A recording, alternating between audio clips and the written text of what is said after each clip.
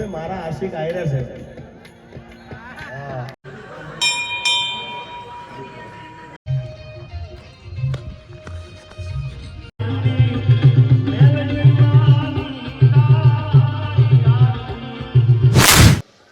કેમ છો YouTube family? બધા મજામાં છો? બધા રામ રામ ના સીતારામ, બધા જય શ્રી રામ. તો મિત્રો અત્યારે જઈ રહ્યા છીએ કાળિયા કોની મેલોડીમાં લાકડિયા.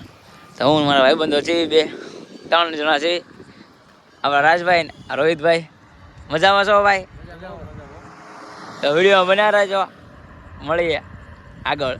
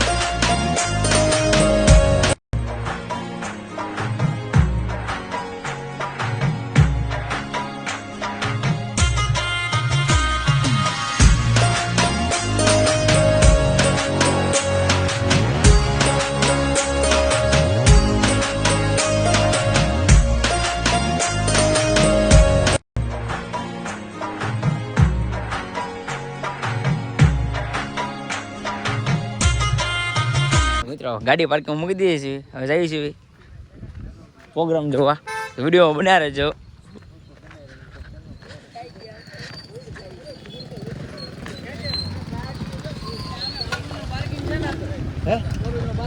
લગભગ તો હશે ત્યાં દર્શન કરીએ પેલા. હા લે. તો મિત્રો જો પાર્કિંગ કેટલું છે, 2 વ્હીલર 4 વ્હીલર આગળ છે ઓલી બાજુ. આપણે દર્શન કરવા જવાનું છે પેલા.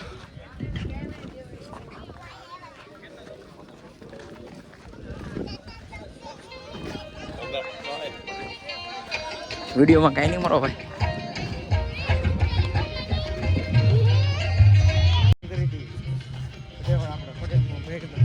તો મિત્રો ફાઇનલી પૂકી ગયા છીએ. પ્રોગ્રામ ઓલા શરૂ છે એટલે દર્શન કરીએ અમે.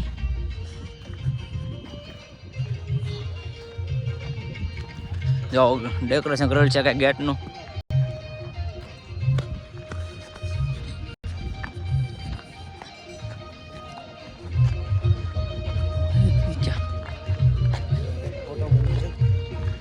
ફોટા પડું મસ્ત નીકળ્યું છે.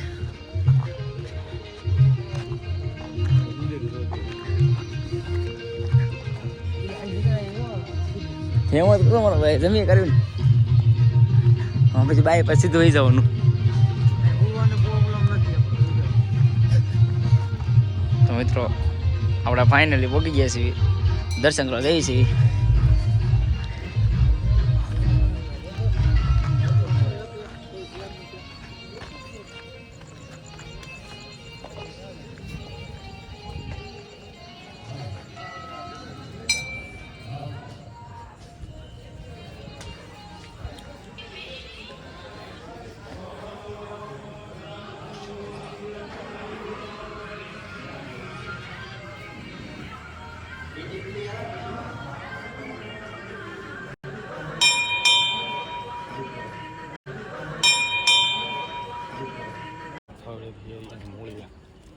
આગુમાં તો મિત્રો આપણે કોઈના દર્શન કરવા આવ્યા છે.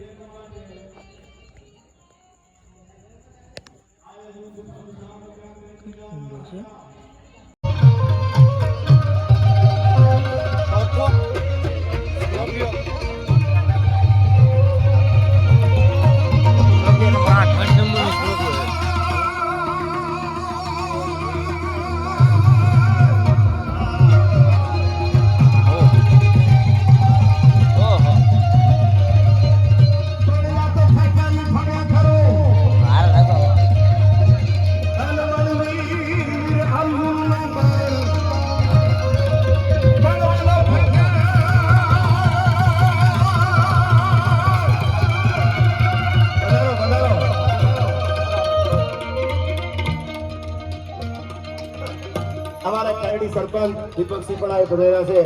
મેં કીધું બધી જ્ઞાતિ ગંગા છે, કોના કોના નામ લઉં, પણ સરદારના એક ભાવને, એક ભજનના ભાવને માના ખોળામાં લઈને જ્યારે આપ આવ્યા છો ત્યારે માના દરબારમાં કોઈ નાનો કોઈ મોટો ન હોય, પ્રેમનું ભાતું લઈને આવ્યો છો ત્યારે મને યાદ આવે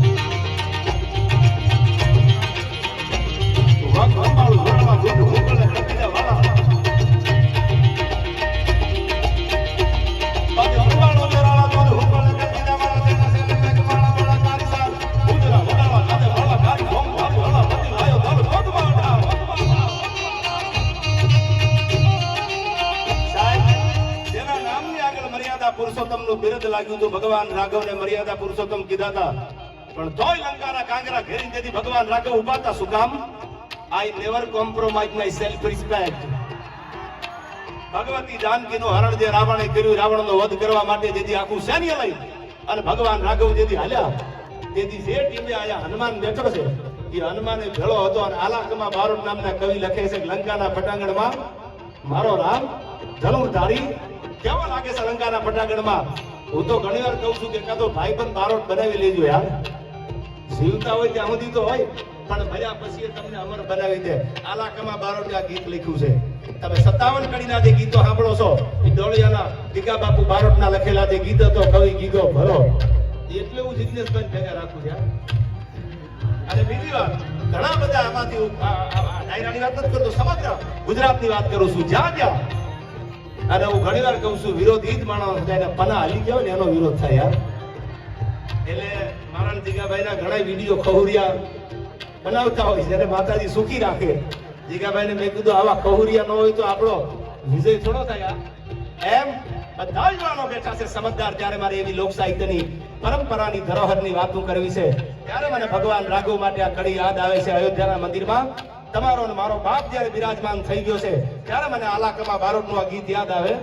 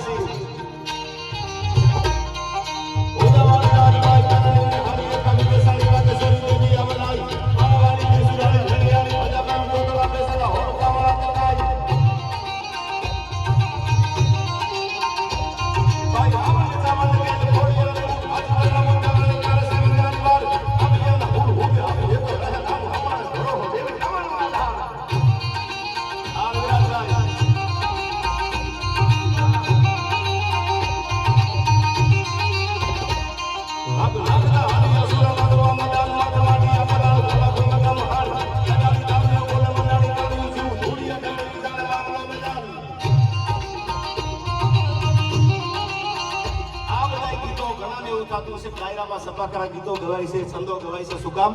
કે આપણી ધરોહર ભૂલાઈ ન જાય, આપણી મર્દાનગી ભૂલાઈ ન જાય. નાલંદા વિદ્યાપીઠની કથા વાંચી જાણો છો.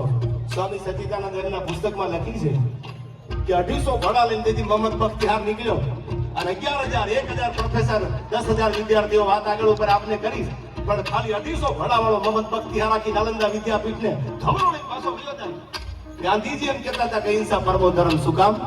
કે ગાંધીજીને હિટલરનો ભેટો નહોતો એટલે કહેતા ગાંધીજી એમ કહેતા હિંસા પરમો ધર્મ. ગાંધીજીને હિટલરનો ભેટો નહોતો એટલે કીધું. પણ આપણા સ્વામી સચ્ચિદાનંદ એવું કહેતા હતા કે વીરતા પરમો ધર્મ. જ્યાં વીરતા હોય એ ભજન કરી શકે, જેનામાં વીરતા હોય એ ક્યાંક દાતારી કરી શકે, અને જેનામાં વીરતા હોય એ જ ક્યાંક તરવાર એટલે યુદ્ધના મેદાનમાં ધર્મ માટે કે આપણા દેશ માટે વતન માટે કંઈક કરી શકે. ત્યારે બધા ગીતો અને છંદો ગવાતા હોય છે આપણી પરંપરાના. ત્યારે મને યાદ આવે રાગરાજ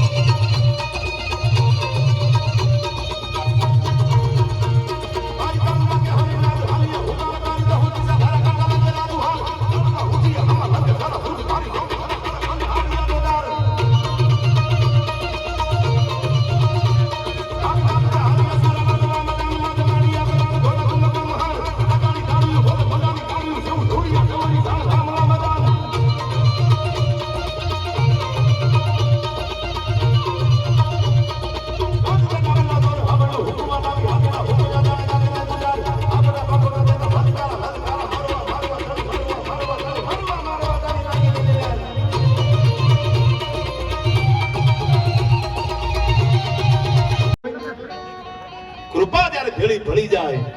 આશીર્વાદ જો કોઈ મા બાપના કે આપણા પરિવારના કોઈના આશીર્વાદ ભળી જાય એટલે આ ગોહિલવાડની ધરતીમાં જ્યારે મળવાનું થયું છે ત્યારે આ ગોહિલવાડના એવા ઉજળા ઇતિહાસો છે. અને મેં કીધું એમ કે ઘોડાના ડાબલે જેને 1800 ફાધર આપી દીધા એ ભગવતી ભેળી આલી થઈ. બાકી તરવાસથી કોણ તે લઈ શકો? તમે જાણો છો, હું જાણું છું. માનો પ્રતાપ જો તમારી ભેળો ભળી જાય, કારણ કે ઘાયલ કી ગત કોઈ ઘાયલ જાણે યાર. એમ પ્રેમ ભગવાન ની આરે હોય. સાધુડા છે પરમાત્માને પ્રેમ કરે છે. પ્રેમ વિના પામે નહીં હુનર કરો હજાર, કહે પ્રીતમ પ્રેમ વગર મળે નહીં નંદ કુમાર. ખાલી બીજા પ્રેમ ની વાત નથી કરતો, ભાઈ અને બહેન નો પ્રેમ હોય. આ ટૂંકી અને ટચક વાત કરી દઉં ધીરજભાઈ. ભાઈ અને બહેન ના પ્રેમ ની વાત ગામડાની કહેવત છે. હું ડાયરામાં ઘણી વાર કહું છું, આજે કહી દઉં કે હાળી આવે તો હાટલો લેતી જાય અને બેન આવે તો આંખોડા પાડતી જાય. આવી આપણી કહેવત છે. આ કહેવત ને પડે તો ખોટી પાડજો યાર. શું કામ? કે બેન છે આ દુનિયામાં દીકરી જેટલું સમર્પણ કે દીકરી જેટલો ત્યાગ કોઈની કેવડ નથી કરી શકે. બાપની કરોડોની સંપત્તિ હોય, બાપની કરોડો રૂપિયાની મિલકત હોય, આ દેશની દીકરી કોઈ પણ જ્ઞાતિની પરણી જાય ને તો કોઈ દિને વળતું મોઢું બાપની મિલકત સામે કર્યું નથી. અને 1 વર્ષ 2 વર્ષ 5 વર્ષ 15 વર્ષ પછી તમે સમાચાર મોકલો કે બેટા જમીનના ભાગ પાડવાના છે, એમાં તારી સહીની જરૂર છે, તો ગાડી હોય તો ગાડીમાં આવે. બાકી બસમાં 200 કિલોમીટર આવે. કોઈ દી ભાડાના પૈસા દેશની દીકરીએ માગ્યા હોય દાખલો આપો તો બોલવાનું બંધ કરી દો. ઈ દીકરીનો ત્યાગ છે યાર. એટલે રક્ષાબંધન આવે ત્યારે રાખડી બાંધીને તમારી બહેનની બાજુમાં બેહજો. આવું ઘણીવાર વાત કરું છું કે મારા ગામની બાજુમાં બનેલી સત્ય ઘટનાનો આ પ્રસંગ. હજી આ વાતને 10 વર્ષ પૂરા નથી થયા. એક ભાઈની કિડની ડેમેજ થઈ ગઈ, પોતાના ભાઈની. બેન પરણાવી દીધેલી, 12 13 વર્ષના વાણા વ્યા ગયેલા અને બેનને ખબર પડી કે મારા ભાઈની કિડની ડેમેજ છે.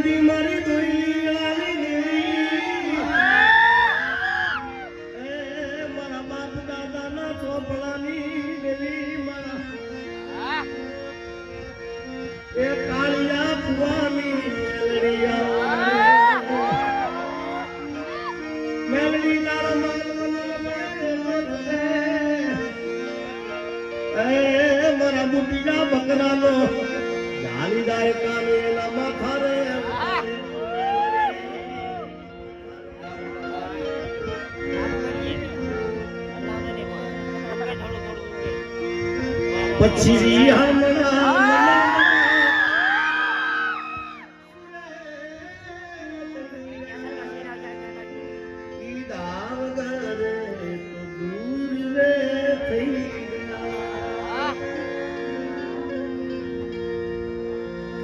મારી મઢમાં બેહનારી કોઈનું ખોટું નહીં.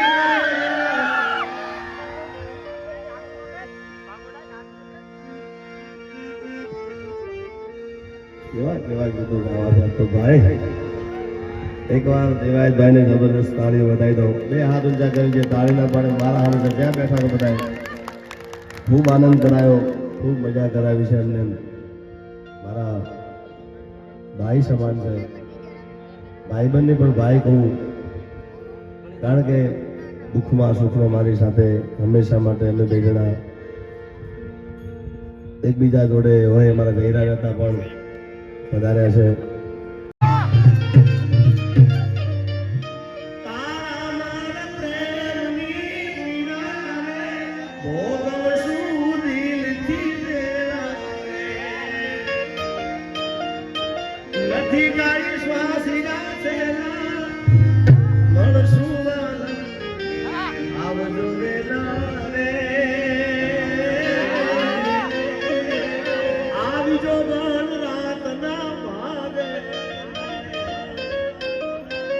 ઘણા ગીતો ગાવા છે પણ માતાજી માં મેરડી, કાળિયા કુવાની માં મેરડીને યાદ કર્યું છે.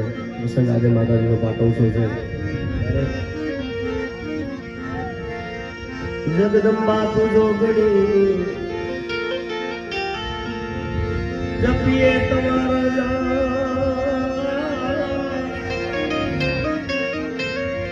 જગદંબા તું જોગણી જપીએ તમારા અખંડ મળે તમારા